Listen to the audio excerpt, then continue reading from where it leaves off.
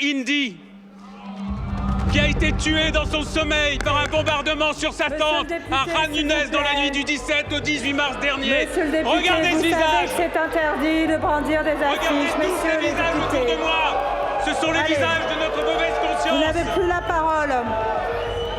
Je ne sais pas à qui s'adresser à votre question. Vous n'avez plus la parole, monsieur le député. Je vous remercie de ranger ces affiches. Vous contrevenez au règlement de l'Assemblée nationale.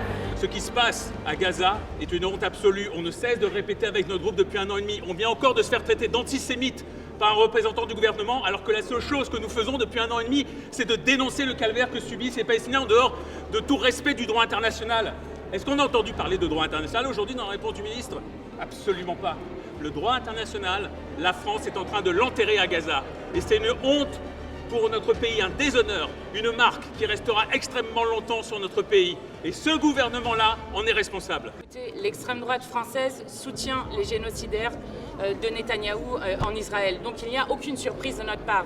Si vous ne comprenez pas pourquoi ils sont à ce point indignés de voir juste des photos d'enfants, dont je rappelle que la moyenne d'âge des enfants qui ont été tués par l'extrême droite israélienne est de 5 ans. Qu'est-ce que des enfants ont à voir là-dedans? Expliquez-moi. Qu'est-ce que des gens ont à faire à être tués comme ils le sont maintenant par centaines, voire par milliers en Cisjordanie, lorsque l'on vire 40 000 Palestiniens de camps en Cisjordanie, là où le Hamas n'existe pas?